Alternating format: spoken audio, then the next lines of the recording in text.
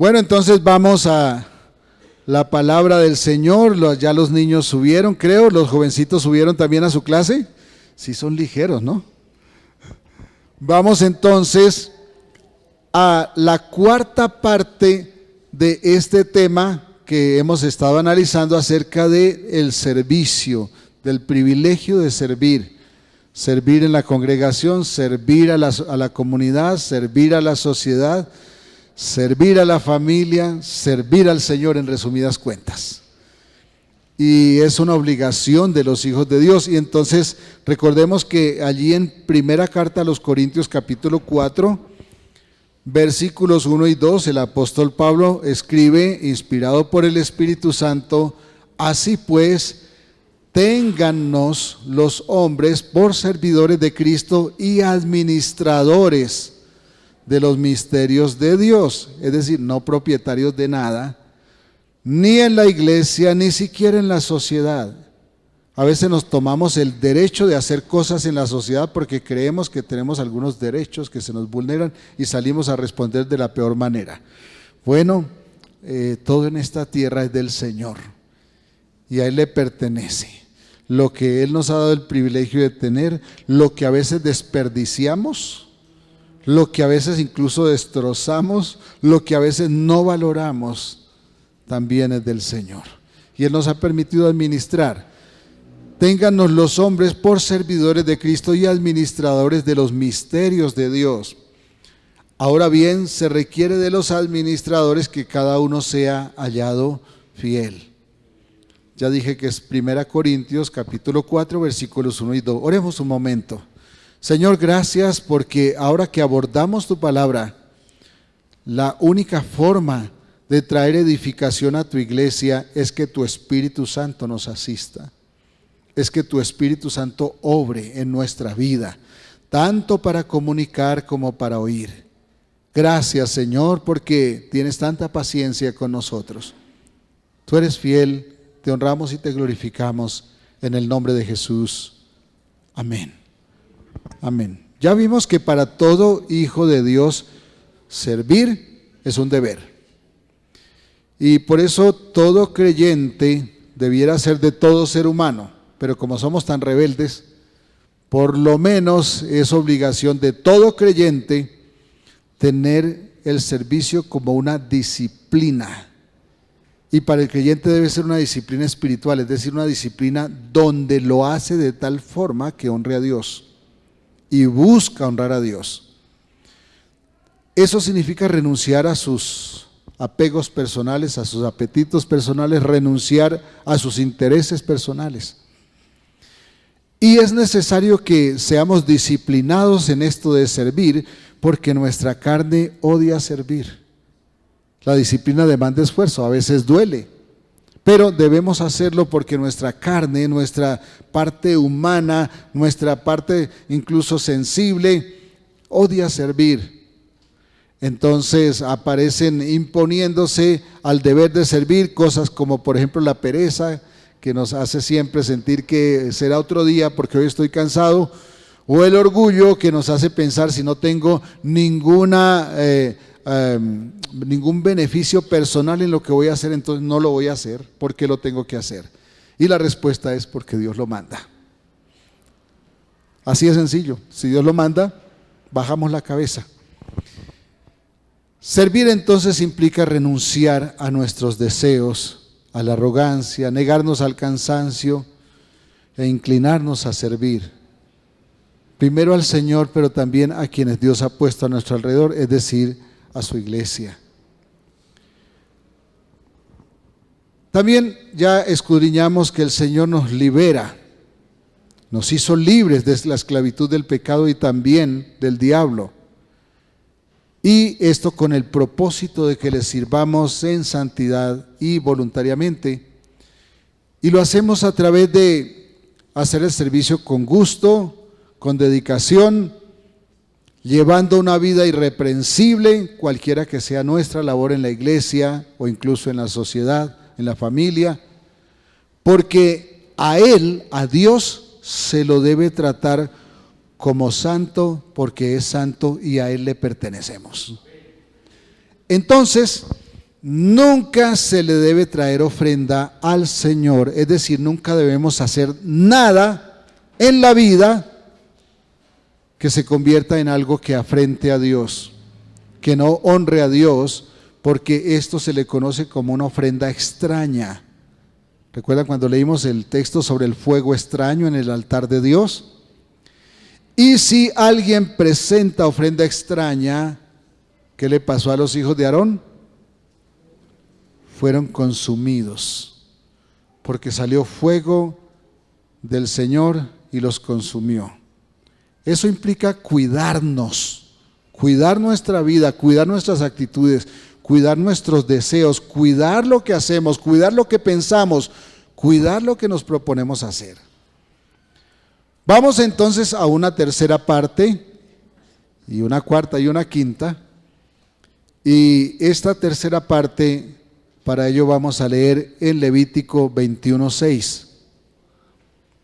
Santos serán a su Dios, y no profanarán el nombre de su Dios, porque las ofrendas encendidas para Jehová y el pan de su Dios ofrecen, por tanto serán santos.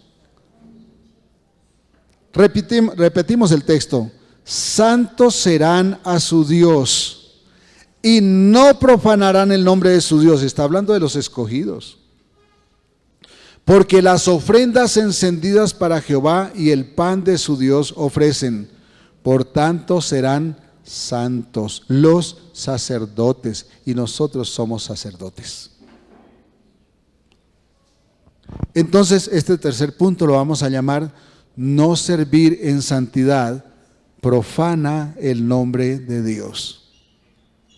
No servir en santidad profana el nombre de Dios, profana la santidad de Dios. Bueno, Él no va a ser afectado por nuestras acciones, pero nosotros sí, si lo hacemos en la forma inadecuada. Noten que este texto empieza exigiendo santidad y termina exigiendo santidad cuando vamos a ofrecer culto al Señor.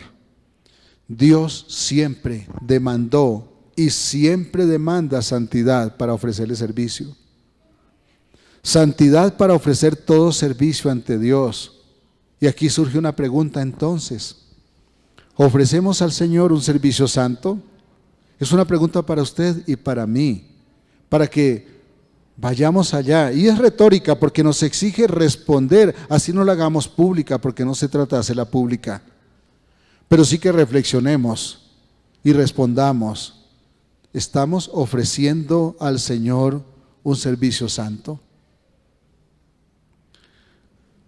El apóstol Pedro escribe en la primera carta de Pedro, capítulo 2, versículo 5, vosotros también, está hablando a la iglesia, como piedras vivas, sed edificados como casa espiritual y sacerdocio santo, para ofrecer sacrificios espirituales aceptables a Dios por medio de Jesucristo. Repito el texto: vosotros también como piedras vivas, sed edificados como casa espiritual y sacerdocio santo, para ofrecer sacrificios espirituales aceptables a Dios por medio de Jesucristo. Un servicio que profana provoca rechazo de Dios. Por eso el fuego de Dios consumió a los hijos de Aarón, porque ellos profanaron el debido respeto al Señor en su santuario. Caín fue rechazado por sacrificar a su manera.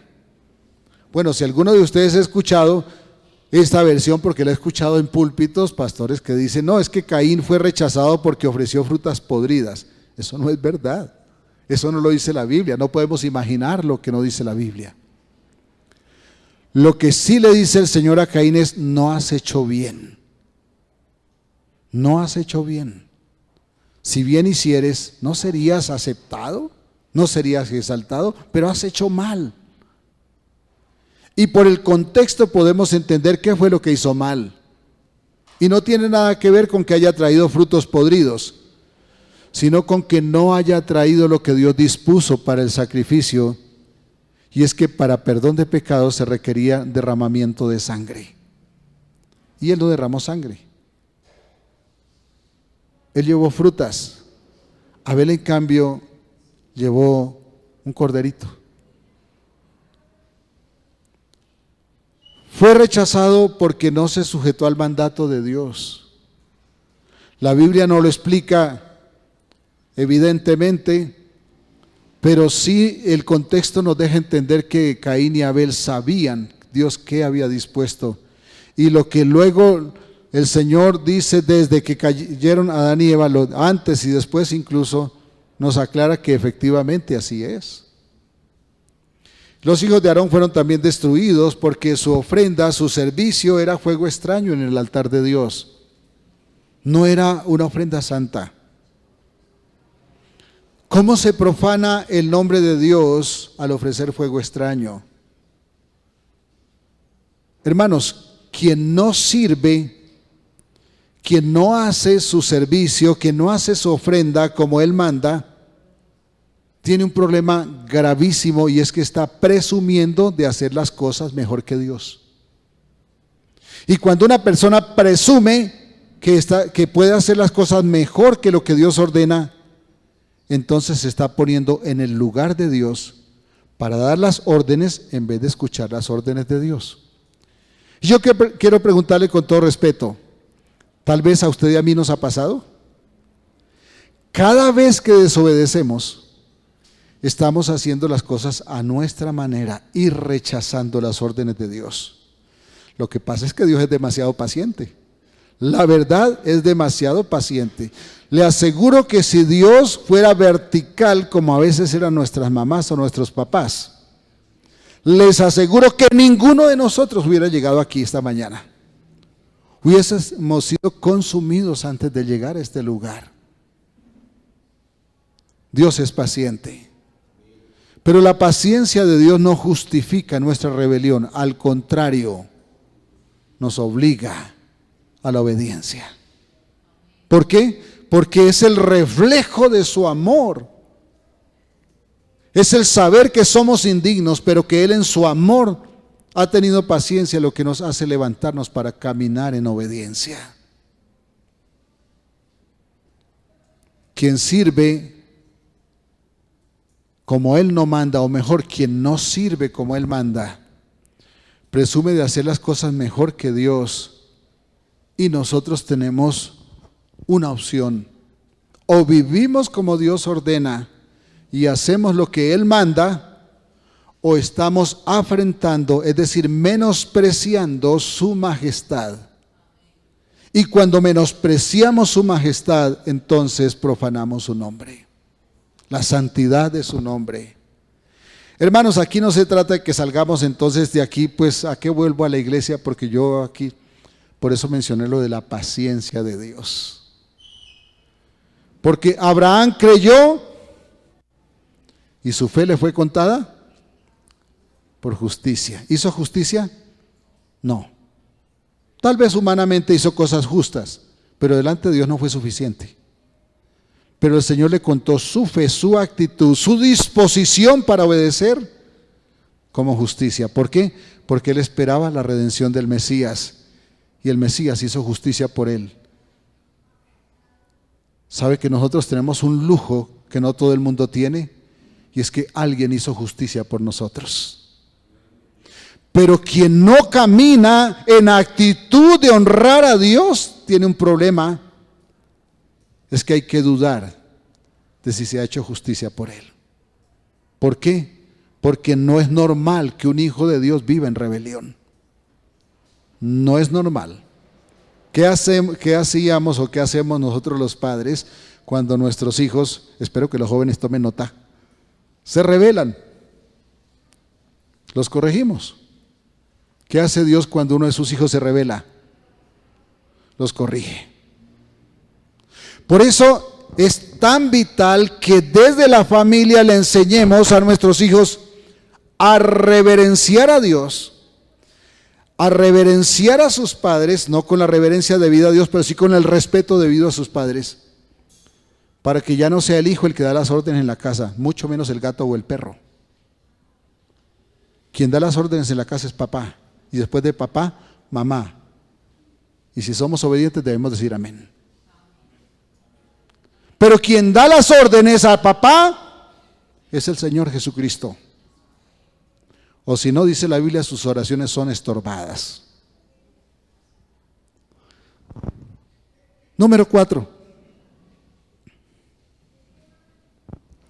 1 Pedro 2:5 dice: vosotros también como piedras vivas, sed edificados como casa espiritual, el mismo texto que ya leímos, y sacerdocio santo, para ofrecer sacrificios espirituales, aceptables a Dios por medio de Jesucristo. Entonces, el número 4 es: el único servicio aceptable delante de Dios es aquel que se ofrece por los méritos de Cristo. La única ofrenda aceptable delante de Dios es aquella que se ofrece en la fe de la justificación en Cristo. Es decir, no cuando alguien dice es que yo sí soy, entonces yo sí hago, porque eso es abominación al Señor. Pero si alguien baja la cabeza y recuerda que no merece nada excepto el castigo, y va al altar y le dice: Señor, aquí está mi ofrenda.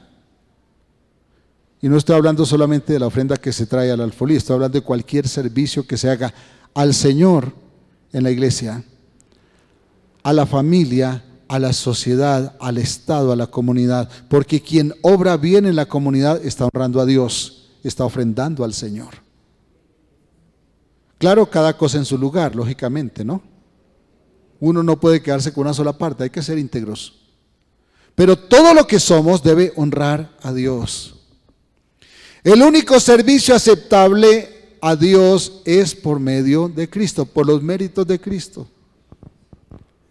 Pero note que el texto usa una expresión que vale la pena que revisemos. Habla de sacrificios espirituales, aceptables a Dios por medio de Cristo. Sacrificios espirituales por medio de Cristo. ¿Qué es esto? El sacrificio personal habla del culto. Perdón, que esto se me trabó. El sacrificio personal habla del culto de cada uno de nosotros al Señor. Es decir, lo que yo hago diariamente en mi vida, con mi vida, en la comunidad, en la familia, en la iglesia del Señor, en el Estado. Esto hace parte de mi culto al Señor. El culto al Señor no es solamente lo que usted acaba de cantar, lo que acabamos de cantar. Es lo que hacemos, cómo actuamos. La bondad con que actuamos en la vida diaria. Por eso, quien vive su vida de mentira, quien pretende engañar a los demás, sea porque miente, habla lo que no es, sea porque tiene su negocio y si tiene que usar las pesas las altera, si tiene un taxi altera el taxímetro.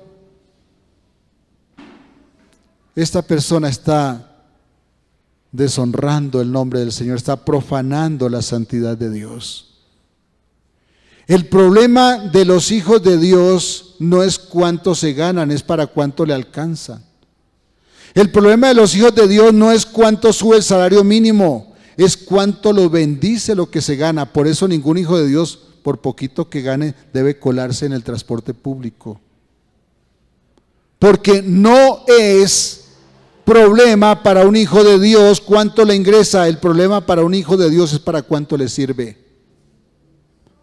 Porque la bendición de Dios es la que enriquece. Y muchos viven mejor con mucho menos, mientras otros viven mal con mucho más. ¿Por qué? Porque se necesita bendición para vivir bien. Se necesita ser sensatos a la hora de actuar, a la hora de gastar, a la hora de hacer las cosas. Todo lo que nosotros hacemos habla del culto de cada uno de nosotros al Señor. Veamos lo que dice Romanos 12, 1 y 2. Así que, hermanos, os ruego por las misericordias de Dios que presentéis vuestros cuerpos. Oiga, el cuerpo, hermanos. Aquí ni siquiera está hablando de otra cosa, el cuerpo. En sacrificio vivo, santo, agradable a Dios, que es vuestro culto racional. No os conforméis a este siglo. Es que los demás hacen tal cosa porque si no es así no conseguimos nada. Hay hermanos que adulteran cualquier cosa con tal de colarse en un programa del gobierno. Eso es pecado. Porque usted no vive de las migajas que da el gobierno. Los hijos de Dios vivimos de lo que da Dios. Y si Dios quiere que el gobierno nos regale una casa, se la regalará. Hermano, mi familia y yo estuvimos en la quiebra total, pero nunca nos fuimos a buscar que nos regalen una casa. Siempre tuve en mi cabeza que era mi responsabilidad conseguirla. No estoy con eso diciendo que alguien no la deba recibir. Hay personas que deben recibir el apoyo para tener su casa. Pero los hijos de Dios vivimos de lo que Dios provee, no de lo que otros puedan hacer para facilitarnos el camino. Y no se trata de que no hagamos misericordia, no. Se trata de que esperemos en Dios y no en quien no sea Dios. No os conforméis a este siglo, sino transformaos por medio de la renovación de vuestro entendimiento, para que comprobéis cuál sea la buena voluntad de Dios, agradable y perfecta.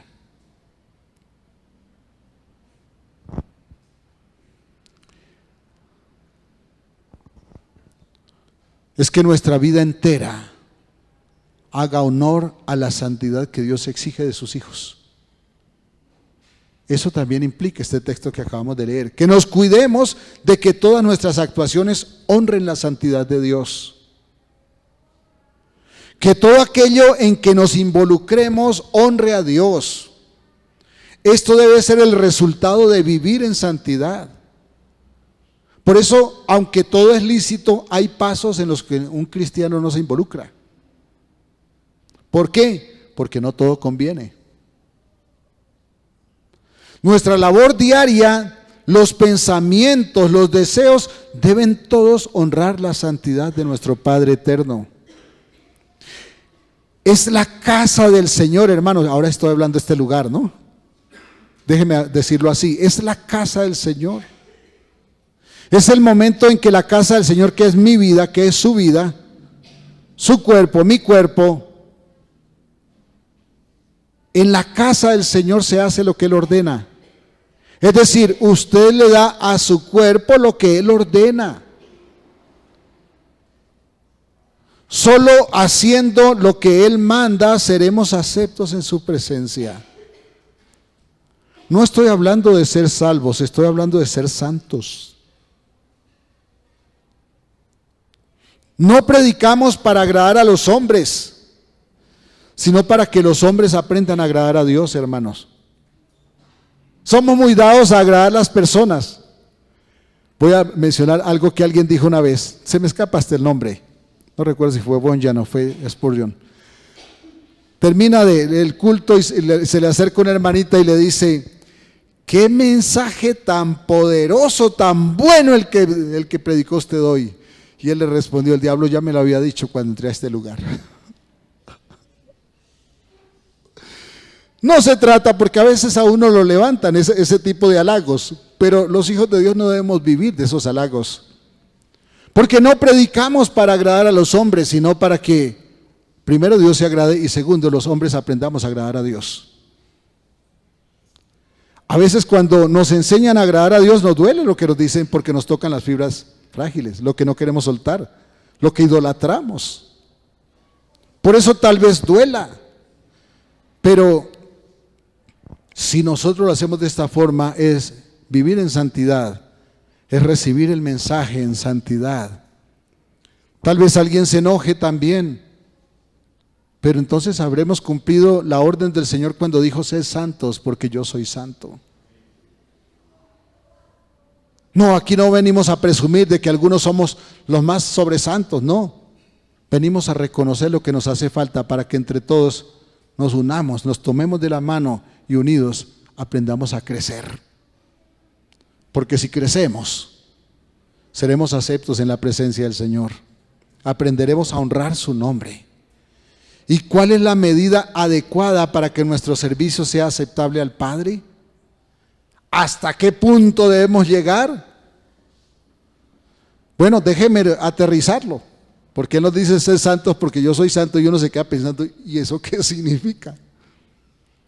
Primero, que lo hagamos todo como lo hizo Cristo o como lo haría Cristo en nuestro lugar.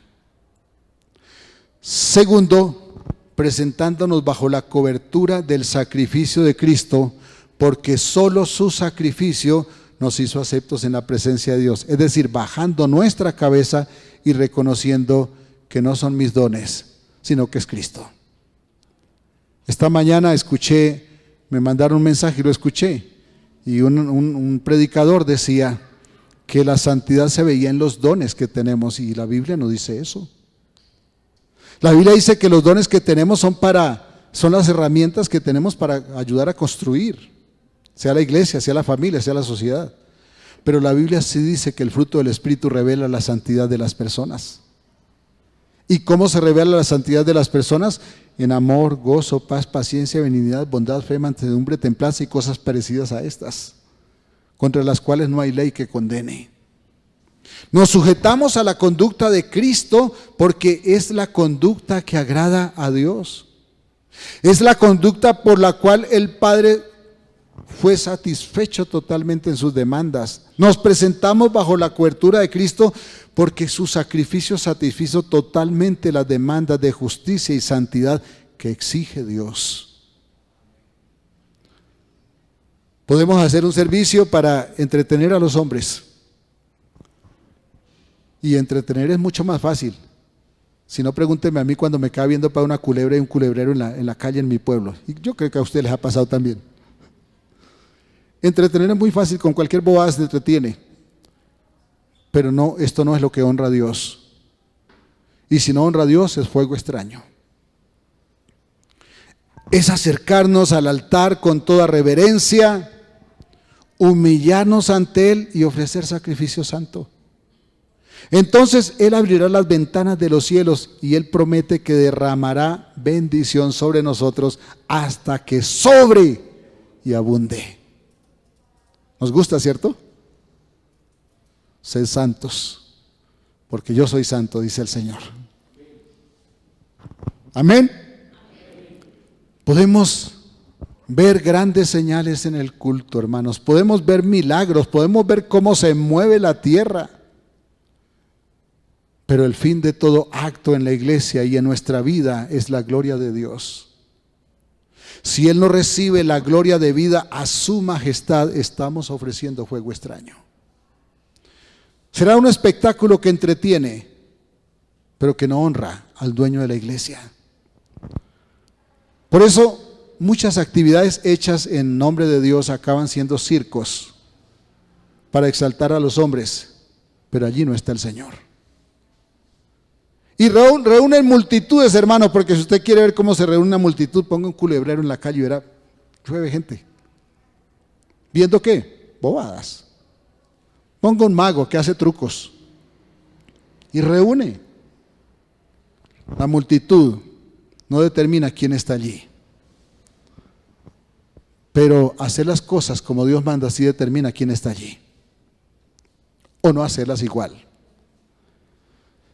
Si Él no es el centro del culto en la iglesia, entonces el servicio no es más que un show que entretiene cabras.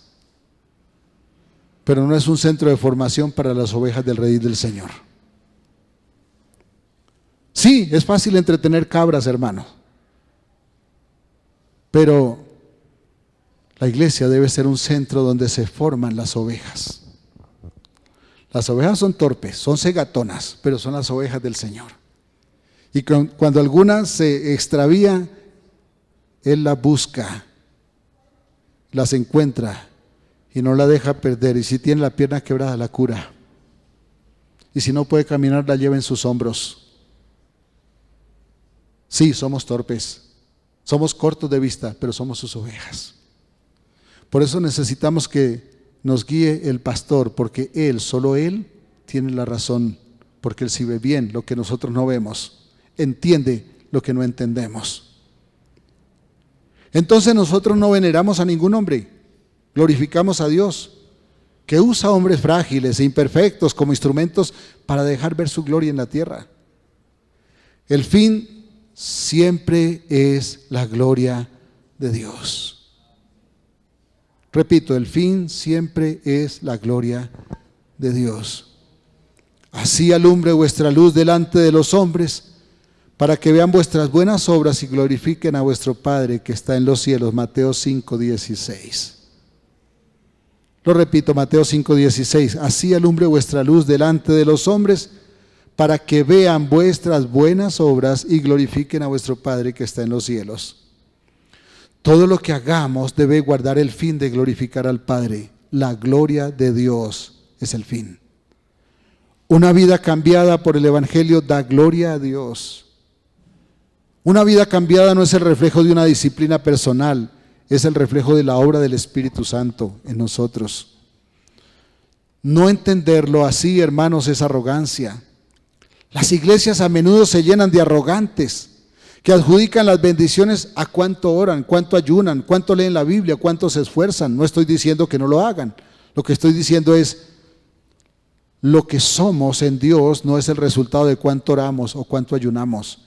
Es el resultado de cuánto obra el Espíritu Santo en nosotros, y para eso se necesita una puerta abierta. Porque si la puerta está abierta, Él entrará, Él cenará con nosotros y nosotros con Él. Claro que la disciplina es necesaria, pero la disciplina es solo un instrumento por el cual el Espíritu Santo obra para magnificar la gloria de Dios en nuestra vida. Solo la gloria al Padre, solo se glorifica al Padre, y solo glorifica al Padre aquello que hacemos por los méritos de Jesucristo. Es decir, reconociendo que no somos nosotros, sino que es el Espíritu Santo por la obra de Cristo en nosotros. No son sus oraciones, no es su ayuno, no es su fuerza. Aquel papá que le dice a los padres, a los hijos, es que me rompo el lomo por ustedes. No, el que le dio ese trabajo donde siente que está rompiendo el lomo es el Señor. Así que lo único que ha hecho es obedecer cuando va a trabajar, y eso cuando no llega tarde, porque cuando llega tarde ya hay desobediencia. No es su inteligencia, no es su sabiduría, es la misericordia, la gracia de Dios en usted. Es la misericordia de Dios que hace todo porque Él nos amó con amor eterno y envió a su Hijo a rescatarnos del lodo de perdición. Le servimos y lo honramos por lo que hace por amor de nosotros. Eso es tratarlo como santo. Ya vimos ya hablamos de tratarlo como santo, ¿cierto? Quiero confrontarle entonces. ¿Ha tenido el valor y la cordura de reconocer? Me refiero a usted y a mí. Hemos tenido el valor y la cordura de reconocer que todo cuanto somos, cuanto hemos logrado, cuanto tenemos, cuanto hacemos, es por la obra del Señor en su vida débil y frágil. Y déjeme usar esta palabra, hasta miserable. Porque nos portamos como miserables. Pero usted y yo tenemos el valor de reconocer que es por su misericordia. Si es así, estaremos dando gloria al Señor. De otro modo, se está glorificando a sí mismo o a mí mismo, lo cual es idolatría. Que la gloria sea solo para Dios. Que su nombre sea glorificado, porque si no lo hacemos así, su nombre es profanado. Oremos. Señor, gracias, porque al abrir tu palabra solo encontramos ventanas de sabiduría que nos conducen a hacer lo que nos corresponde y darte gloria y honra y ser entonces beneficiarios de toda bendición como tú has dispuesto para tus hijos.